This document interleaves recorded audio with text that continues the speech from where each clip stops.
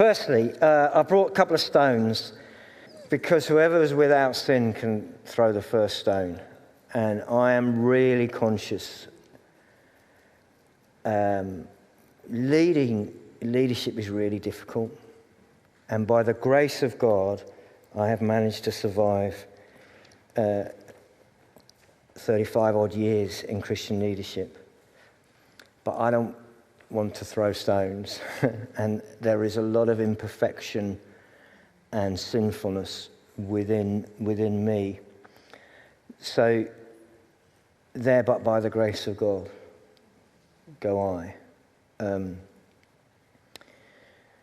We put our trust in leaders. And whether that's secular leaders or Christian leaders, whether that's people in our workplace, in our nationhood, or in our churches, we put our trust in them. They make decisions on our behalf. And when that goes wrong, it's very, very painful. But also, we are living in a culture of blame. And we're living in a culture where sometimes I think we deal with our own awareness of our sinfulness by looking for people who we can say, well, we're not as bad as them. And I think that happens in a culture that doesn't turn to God to confess, but rather a culture that goes, we'll pile in on this person because it makes us feel better to focus on their inadequacy rather than our own failings. So there's a really tricky balance here. And I often feel I am not an extremist. I like to think in the middle and carry things in balance. And this is a very difficult tightrope.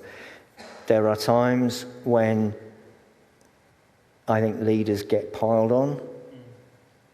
And there are times when I think leaders need to be held to a higher standard. Is that an introduction? That's great. That's absolutely superb. Yeah, I think as a youth worker as well as a youth worker at this church, and working with particularly the older young people, I feel like this is something that we're talking about on a weekly basis. And I think like what you're just talking about there, like in a world where people are looking for something to follow, it feels like everybody is going, well, you're not good enough, you're not good enough, you're not right, do you know what I mean? And we're talking about that and I feel like the world's looking for authenticity and integrity above anything else really at the moment. And yeah, it feels like everyone's just pointing the finger and saying, well, you're not good enough.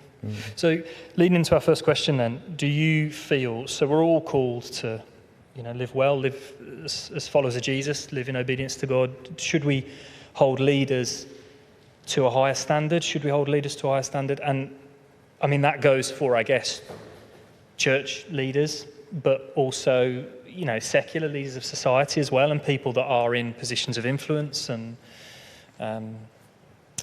should we hold people like that to a higher standard? Yeah.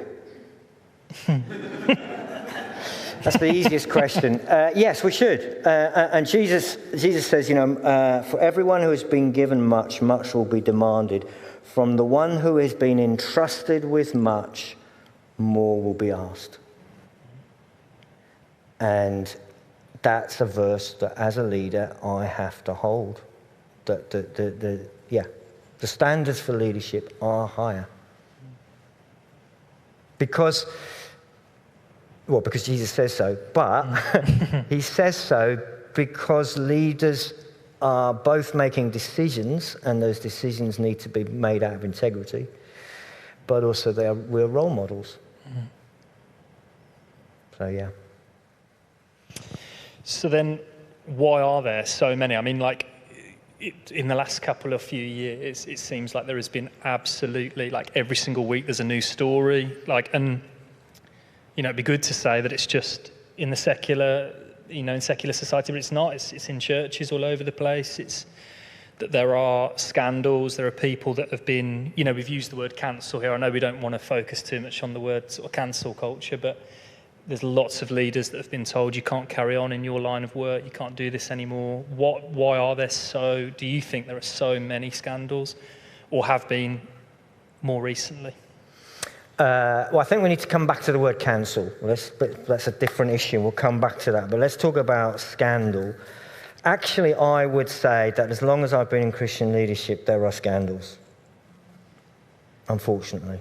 It's just gone on and there are people I've known who have got themselves into all kinds of messes. So I don't know that it's particularly worse. I think it's always gone on, I jotted down a number of reasons why that is, and they're different reasons, and they're different. So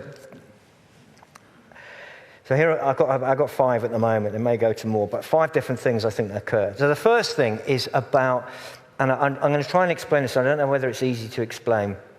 When you're in Christian leadership, people project onto you respect that you don't deserve.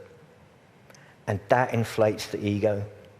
And it's very easy to go with it. I'll give you a classic example. Yesterday we had the Hong Kong occasion, and lots of cultures revere the pastor. Now, we joke about the fact that I don't get revered here, and there's constant mockery, which is really, really healthy and good. Yesterday, I'm not the greatest mingler. I'm not the greatest person that's being polite. I'm shy. I'm introverted. So a way for me to deal with a situation is to do something practical. Every time I went to put a plate away, pick up a chair and stack it, gang of people, no pastor, let us do that. And there are lots of times when you believe the hype. Mm. And there are times when people project onto Christian leaders, oh, you're so godly, and you can believe it, and you get slightly more self-important, and you think, you know what, I shouldn't be washing up. And these people should do what I say. And it damages the soul. And flattery is really, really damaging. I'm very, very grateful, really grateful for encouragement. But don't ever flatter me because it's not good for me. And flattery is when we tell people things that aren't really true, but we want them to know how much we think they're great. And I think a lot of Christian leaders, especially when you get onto the big platforms and you get a social media presence, and people begin to think, well, you're so wise and you're so clever. And what you need is 3 sons to keep your feet on the ground. But what you need is to just go, this is hot air. And I've seen so many friends damaged by that. And then you get into trouble because you live a kind of fake life, where you're playing a game, where you're being whatever everybody thinks you are, but you know that's not what you are. So that's a big thing. I think a second big thing is that people often want leadership, and they want that, and they want to be popular, they want ego, and I've always felt that the best leaders are the people who don't want to be leaders. Now, I understand that that's a pretty tricky position to be as a politician, because by very definition, you're trying to get people to vote for you, but it damages the soul because you want people to like you. And that leads into all kinds of unhealthy spiritual things that then lead into boundaries being reduced, boundaries whether it's to do with finances or whether it's to do with sex, and compromises, and you begin to believe, well, I'm worth it, I deserve this. And so that's another big thing. Third big thing is there is immense pressure and anxiety that goes with leadership. Because everybody's got a view, but sometimes it's great with hindsight, but in the moment of things, and linked to the pressure is adrenaline. And when you do things like Sundays, you're doing it all on adrenaline. And adrenaline stops you sleeping. And so you struggled Sunday night, you struggle the night after a big talk at whatever conference it is because you've gone on adrenaline and then you can't sleep. Or you're anxious and you can't sleep. And that's when people get tempted. And they get into, whether it's gambling or sex stuff or money stuff, whatever it is, you get into things to try and get your mind off the difficulty, the pressures, the responsibilities, the problems, or you just want to try and, I mean, you know, if you speak, and I'll do it tonight, I will go through everything I said. Why did I say that? Why didn't I say this? So how do you stop that going over it again? And people turn to stuff, whether it's alcohol, drugs, and Christian and secular. You know, that's why those kind of addictions are really high when you have an adrenaline profession. Does that make sense? Or a stress profession, because people try to sleep. Can I just ask a question on that? Sorry yeah, go on. to interrupt. I was going to say, do you think it's the adrenaline thing? Do you think that is worse, or it has more impact on you if you're introverted? So do you think if you're an extrovert, then you kind of get your energy off buzzing around people and having the small talk at the end and kind of all of that sort of stuff? But then as an introvert, when you kind of finish it all and it's all done and you kind of think, oh, I can relax, do you think that that's harder, or I don't know? I'm just trying to think. I think you need to ask your wife. I can relate. You and I are introverts, yeah, and you are married to an extrovert. All right, I'll ask Deb. But yeah, just because I can relate, because I really struggle to sleep after anything. So like if I'm at BB or I'm at a small group, if I've done it all evening and then I finish, I then really struggle to sleep. So like I'm just buzzed, like I'm just like wired, and I don't know why that is. So I just wonder if it's worse if you're an introvert or an extrovert. Do you release energy when you're... I don't know what it's like for an extrovert. It's pretty tough for an introvert. Yeah. I think it's pretty tough too, which is why I don't do it. But if you're out in a hotel room... Yeah, because it's not like only introverted leaders have scandals, because there's lots of massive extroverts. No, I think the danger of extroverts... I don't know. I don't know. I don't know what the danger is for an extrovert because I can't relate to it. Any psychologist can text in. I do think the hotel room, that's where a lot of these scandals happen, because you're trying to come down off something. Sorry, Karen. Well, I got a couple more. Well, a link to this, probably what we said, is unrealistic expectations from the church or from the community. So people expect perfection. So what happens is that you constantly feel imperfect. You constantly feel not good enough. And how do you deal with that? So when people feel constantly not good enough, and along comes somebody who makes you feel good, people get into having affairs and stuff, because they perhaps live with a climate of criticism. And so you're looking for any affirmation from any place you can get it. So that's another reason why you get scandals. And the last, which maybe covers the whole thing, is that I think that Satan spiritually attacks leaders. And I know there's a number of you guys that pray for us as leaders all the time, and that's so crucial because it is a spiritual thing. That's great. Okay, then, so moving on, we've had some questions, but they are probably for a little bit later on down the running order, so we'll leave those just for a sec.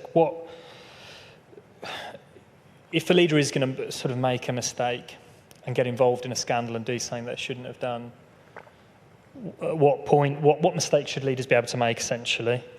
And what mistakes do we kind of go, okay, no, that's too far now?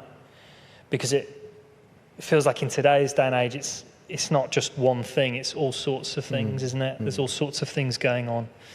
And some of them, I think, because of our nosiness as a society, we're more interested in certain types of scandals than we are others, if that's fair to say, reading on the news and things like that. So what mistakes do you think a leader should be able to make, and what should disqualify them from being a leader? I think, well, let's talk about the things we should be able to make. I think we should be able to hold different views and disagree. And a few weeks ago, I talked about the difference between opinion and fact. And when we talk about the truth, we get confused about whether we mean an opinion is true or whether we mean facts are true. We may believe our opinions are truth, but they're opinions, so we don't actually know if they're true until we meet Jesus. So we do need to hold lightly opinions. And when we disagree with leaders, I think we need to hold that lightly. When leaders have wrong opinions and later change their mind, we should hold that gently. So I think we should be able to allow leaders to grow and learn, and to learn from hindsight. So I think when we're going to cancel culture, we're getting to the ground where people are not allowed to hold a different view to us, and I think that's not always healthy. It's not healthy. I think we should be able to allow people to disagree. We disagree agreeably. We need to be able to disagree. How do we do that? Because I think that's really tricky, isn't it? To not get frustrated or well, you know, how do you disagree without causing hurt? How do you have a discussion with somebody and because I think this is one of the things that we probably just don't do very well in society, isn't it? We can't talk to people who hold different views to us very well necessarily all the time. How do you do that without? Yeah, well, I think we've talked about this before in Questions of Life, so we've probably got some back catalogue to look at to go into that in more depth. But I think it's a basic humility is really important. To be able to say, do you know what? I may not know the answer to everything. Therefore, it's important for me to try and understand another point of view rather than shut it down. And I think when we go into dialogue trying to say, I need to get to the grips with why you think that, because at the moment I don't. At the moment I don't. And I want to understand why you do. And I think one of the problems with a cancel culture is we go, this is a thing we disagree with, therefore every single thing about your entire life I'm going to disagree with. And we don't want to hear anything about you. And I just don't think that is what love is about. That you and I will disagree about things and agree about things, and that's normal. And I think that's important to be able to do that with leaders. And so I think we need to allow leaders to hold a different view to us, and maybe they have got the wrong view. You talked about over the years. I did it in a video over COVID, which caused so much furore. I said I can think of 25 things I've changed my mind on since I've been in Christian leadership. And there's so many people want to know what the 25 things are, which they're probably about 30 now. And I haven't told everybody the 25 things, but I actually think that's the mark of growth. And yet I think many people don't want leaders to grow. They want us to be right and stay right and never to go, you know what, I've looked at that and what I said 10 years ago I was wrong on. And I think that's unhealthy. So I think we need to be able to make mistakes. We need to be able to make unintentional mistakes. I am acutely aware of people who I have hurt emotionally, unintentionally. People have left this church because I didn't realize there was a need, or I said something unwisely, or I even said something in frustration.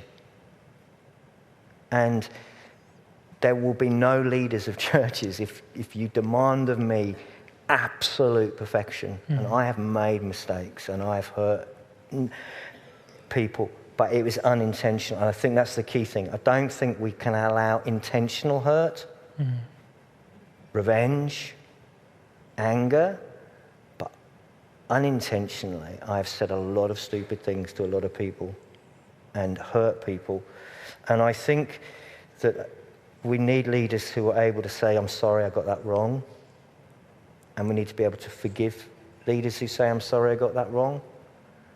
And not say, well, you've got that wrong, you're out.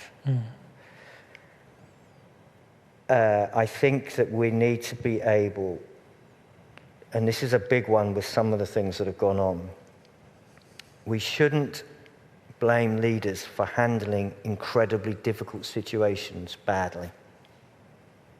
Because there but the grace of God go I. And there are so many decisions that you have to make quickly. And you can, well, if I do this, this could happen. If I do that, could happen. So you do this, and hindsight shows that it was a disaster. And I think sometimes we need to allow people to go, you know, with hindsight, they made the wrong call. They handled that the wrong way. So those are the things I would say we need to not disqualify. I think there are therefore some things that we do need to disqualify. So, I mean, do you want to come back on that before I go on to that?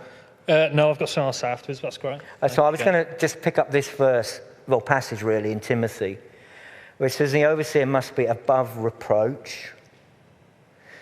And that's a high standard. It means that there shouldn't be stuff in our life where we go, well, we know they're always getting that wrong. And the big ones for me, obviously, illegality, breaking the law, doing something that's illegal. We cannot have that in leadership. I think behaviors that hurt intentionally other people, hurt our children, hurt our partners. I think lying is.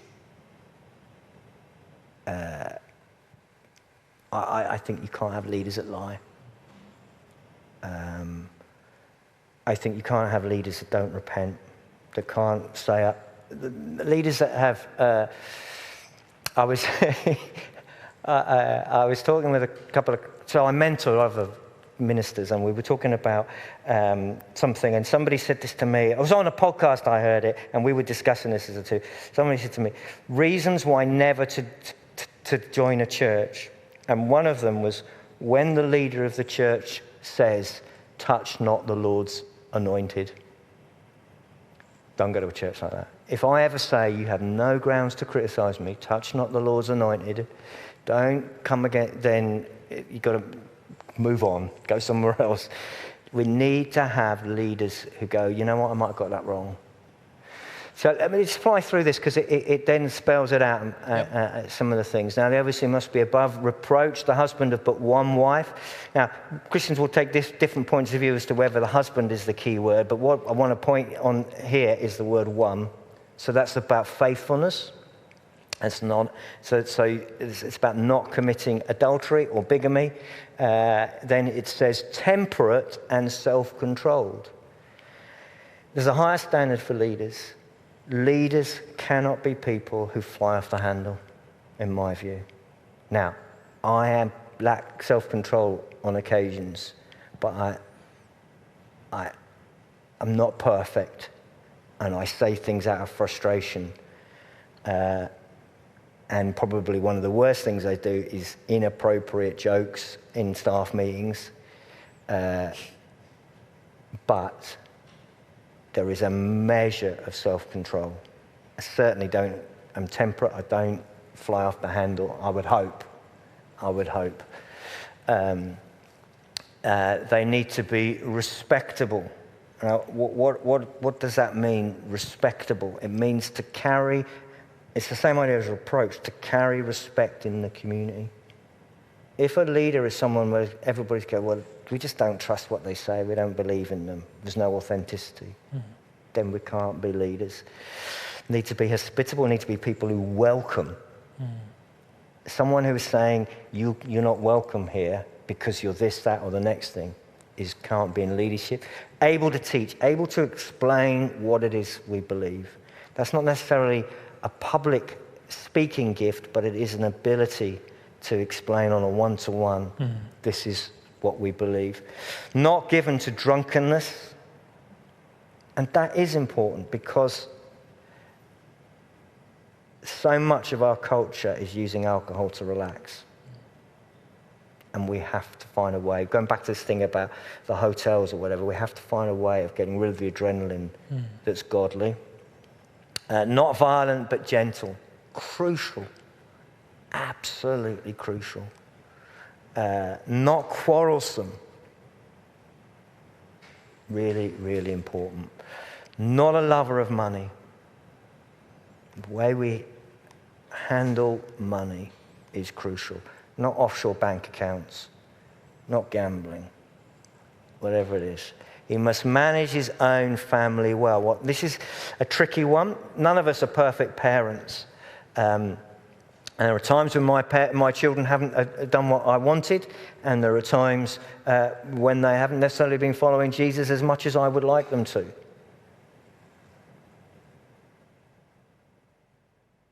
But I hope that the church would feel, in the main, my family listened to me and had a measure of respect. Not perfect, but if you cannot gain any respect from your children, as this says, well, how can the church respect you? We could get my boys up here to discuss this with you.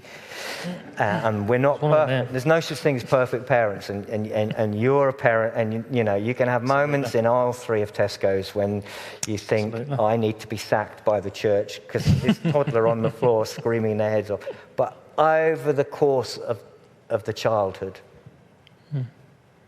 and there is a difference between a child, a teenager, and an adult. And as adults, my kids make their own choices. Absolutely. And lastly, must not be a recent convert, or he may become conceited. I find that fascinating. And leadership requires patience, and people go, I don't yet know it all, I'm going to wait. So a good reputation with outsiders. So those are the things I think are crucial. Great. Can I just ask, it just popped into my head while you're going through that, where do you think, so accountability and then also confession as well come into this? Because I think you talked about mentoring younger leaders and church leaders.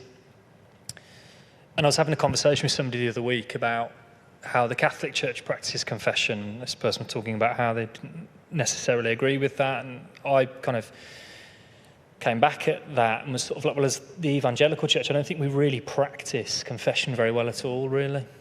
Do you know what I mean? And that kind of, somebody said to me years ago that the devil chips away in the secret places in your life and the things that you haven't spoken out to people because, you're not good enough, you're always going to be like this, those types of things. And when you start speaking to somebody about those things or confess it, or have that accountability relationship with somebody, then it starts getting, it might not get sorted out straight away, but that's the kind of beginning of it being sorted out. I just wonder where that kind of comes into this stuff, because I imagine a lot of us will read that list and be like, whew, there's some difficult things on there. Yeah. Do you know what I mean? And we make mistakes. So I suppose, where's accountability and confession? And then when do you give somebody, if we mess up in these ways, when does somebody get a second chance? I suppose that's the second.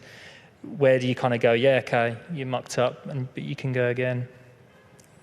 That's a really good question. Let's come to we'll do that. The accountability is absolutely crucial. We need people in our lives who we're honest with and who we give permission to ask us the difficult questions.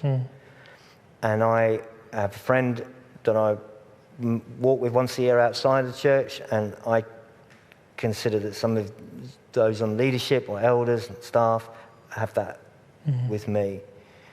I'm not a big fan of complete confession in front of the church because I've seen ministers, leaders who actually it just becomes a game of this is a way of getting sympathy, so I'll tell you how bad I am.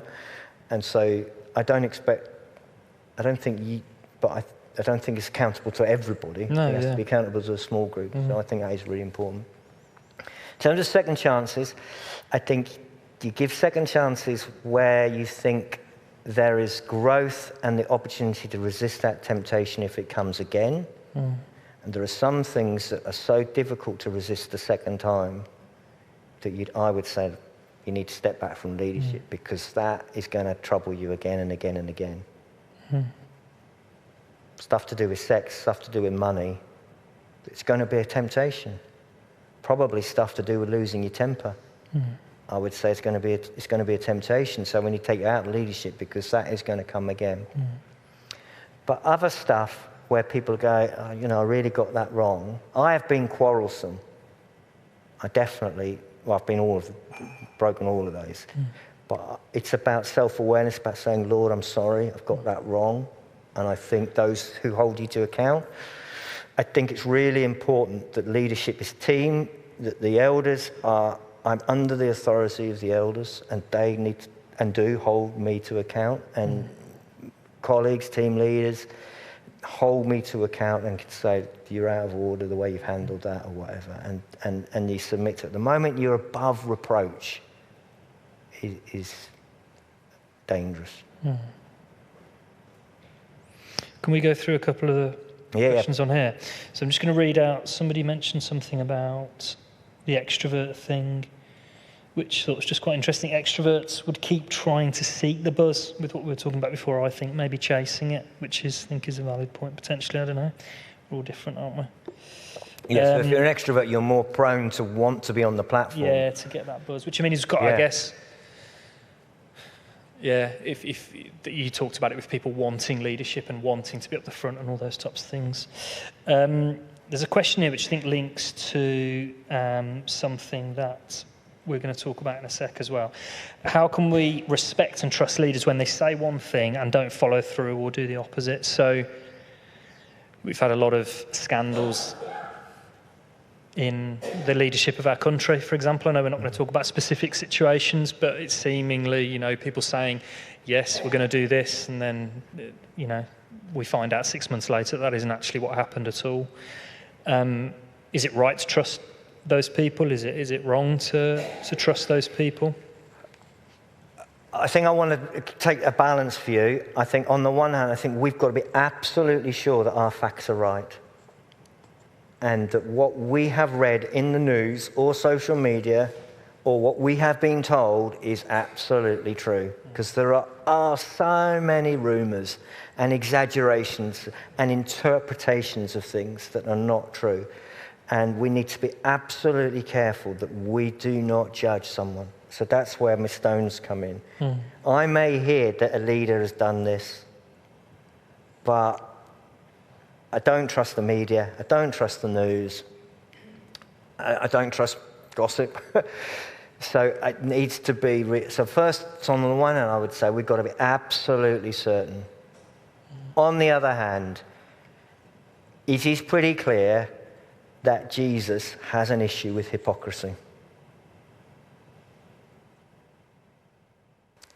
If it is proven a person is saying one thing and doing another, I think that disqualifies you from leadership.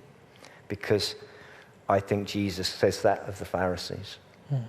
And I think as long as we're absolutely certain of the facts, if a person is a hypocrite,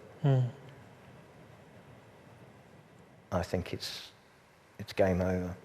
Yeah, I was out with some friends probably about 6 months ago or so.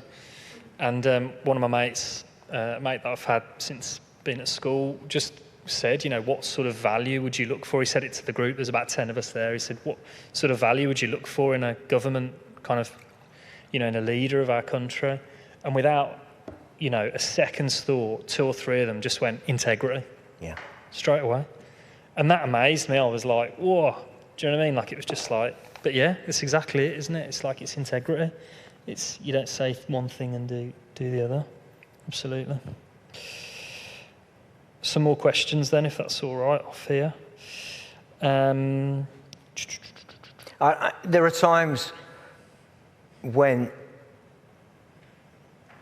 I have let myself down in not being as strong in acting out what I believe as I would want to be. And I would hold my hands up and say, yeah, I got that wrong. I think that's where it comes back to what's repented of and what's acknowledged, because integrity, I think integrity is the key. And it's also about covering it. If you cover up, lack of integrity. That is really, really bad. If you go, you're right, you know what, I acted badly in that situation, that's better. So one of the questions that I wrote down here was, does cancel culture oppose biblical values? We've had a question that's come in, why do you think cancel culture has become a big thing now? Why do you think that, I suppose, cancel culture So by as a cancel thing? culture, we mean that we're not going to allow people to say something. Is that what we mean? I think so. So I guess it's kind of like on a public kind of, in society now, we have lots of high profile figures, people with, influence, who will share a view or will say something or be involved in a scandal or whatever it is. And they are effectively removed from their position, removed from their sphere of influence. And well, in some cases they are, in some cases they're not, because I can think of people who have just sort of, a lot of people, will know of people that have just kind of ploughed on through and carried on. But there's this idea that people are removed from their sphere of influence. Nobody listens to them anymore. Nobody wants to. In society, they're kind of viewed as, you don't go anywhere near that now. Anywhere near that person, anywhere near those views. I think part of it goes back to what I was saying earlier about we deal with our own awareness of sinfulness by finding people who are far worse than us and we can cancel them, and they've got these horrendous views. So there's an element of that. It's just displacing self. We're stronger in hating somebody else because actually we think we're trying to make ourselves feel better. So there's a part of it of that. There's a part of it that is fear and that we're just frightened of hearing something. But there's a part of it that's helpful. So I would protect this platform. So a few years ago, we used to have a meet the candidates for the general election. What's the word? Hustings. We used to have it in the church. And we had a British National Party candidate.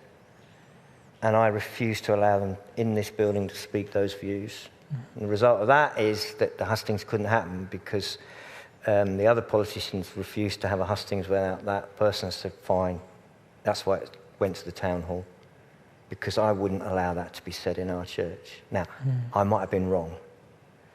Am I cancelling?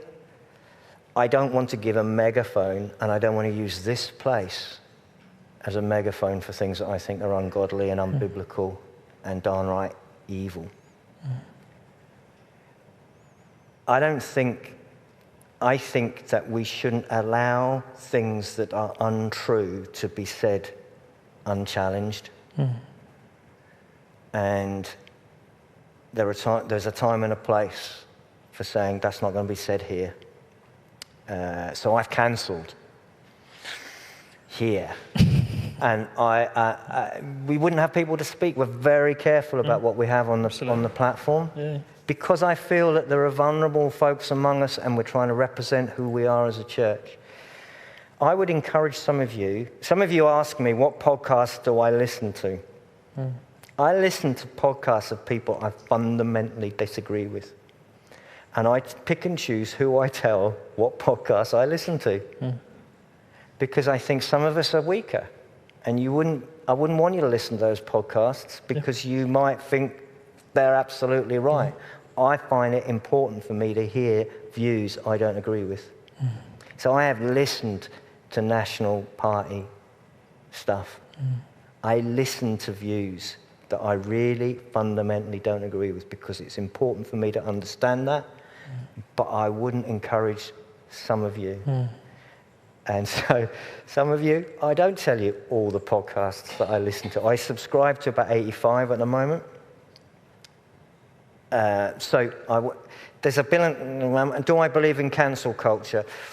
I believe that things that aren't true shouldn't be said in vulnerable places to people who could be influenced by things that aren't true. Does that make sense? Yeah, absolutely. But I'm also aware that as a Christian, we will be cancelled at times, and that the world is intolerant of intolerance. So it cuts both ways.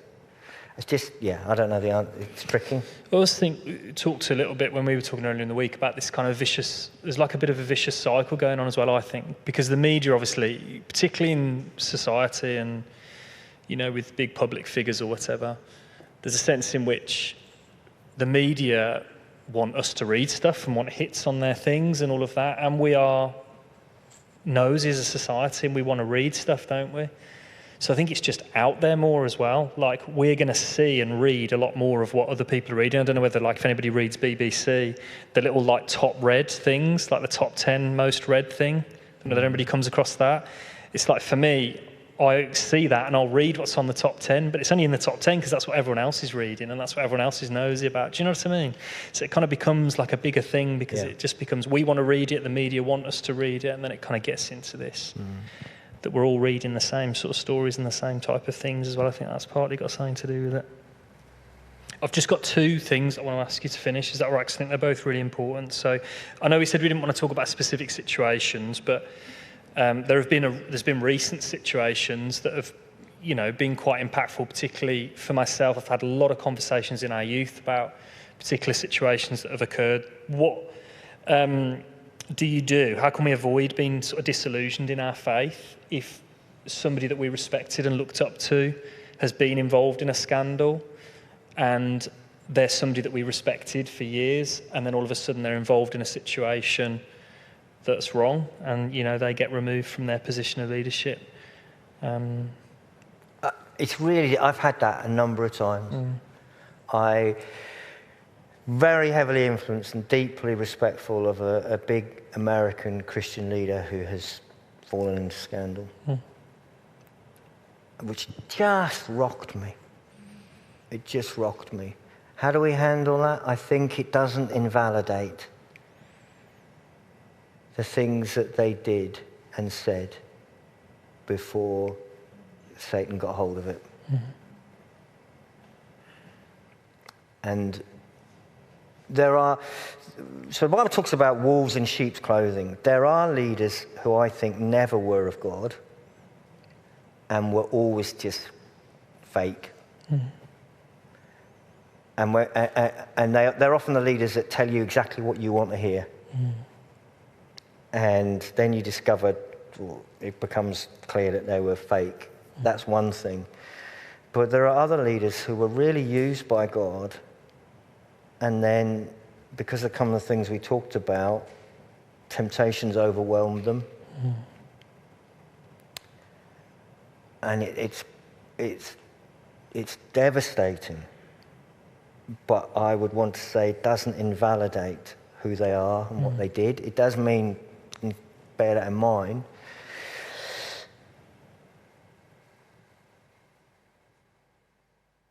I subscribe to a particular cartoonist, which has all gone horrifically wrong because of what they've said. And I won't use their cartoons in church anymore.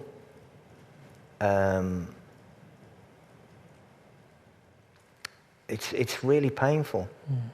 But ultimately, I believe in Jesus. I follow Jesus. And we cannot put a trust in human beings. And it goes back to what we're saying about this thing about people project onto people like me.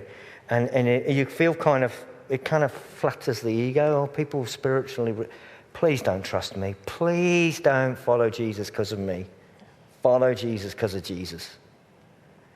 And that is the only solution. We have to go, is Jesus worthy of giving my whole life to? If he is, I'm going to give him my whole life. Not, is that leader so cool that I want to do what they say? And it's been my lifelong ambition to not be cool, and I've done pretty well at it. Just don't follow Jesus because of people. But we all do. I mean, I've done it. When I was a young Christian, I heard this guy speak a number of times. I thought it was absolutely brilliant, and I was devastated when it went wrong. So don't, it's horrible. Or it is really horrible. But let's follow Jesus. Last things, I think it's just It'd be important just to hear what you feel about this. Being a leader, somebody's written here, being a leader is hard on the shoulders when you feel sorrow and pain, go through difficult things. How do you manage to keep a brave face? How do I manage to keep a brave face? I think so, yeah. Loud rock music, football, or sport, but fundamentally football, long walks, and behind closed door with the staff team laughing about it. There's a gallows humour in our staff meetings, isn't there? Sometimes you've got to find a way of laughing about it. And having people you can talk about it with and just offload it. Family. My family's been incredible offload support, backing me.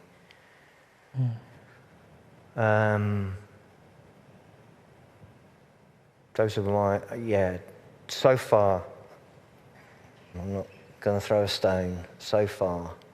And we talked about this over the years. I wanted to be a lamppost, not a firework. And I remember in early days hearing Christian leaders saying, I want to burn out for God.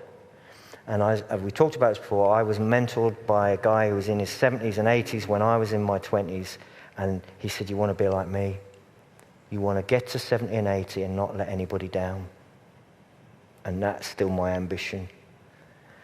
And I don't want to burn out. And so I disappear every few weeks and go for a long walk, not see people. And I don't do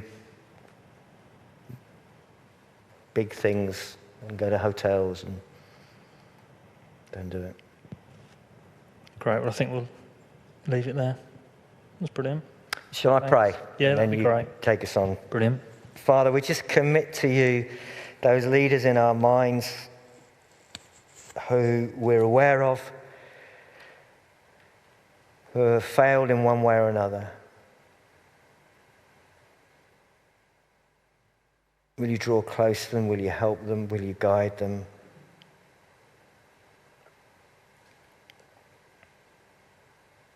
Pray that you'd help us to be wise in discerning leaders, to choose good leaders, and to treat them wisely, we pray. In Jesus' name. Amen. I just want to say one other thing just quickly on that. Sorry, just came in the prayer. If leadership is our identity, then we're in real trouble. And over the years, one of the wonderful things about this church is that we've been able to support and restore leaders who have made big mistakes, who come among us and just be part of the church. And one of the things is that we may fail and not be equipped for leadership. It doesn't mean we're not equipped to be a disciple. It doesn't mean we can't go on and be used by God in other and different ways. And I have seen people be in this church who've come out of leadership in other churches because of mistakes. And okay, they're not going to be leaders, but they've gone on to be incredible disciples. And God is the God who rebuilds and reuses. And the thing is, it's not about being what we were before. It's allowing God to meld something new in us that's different.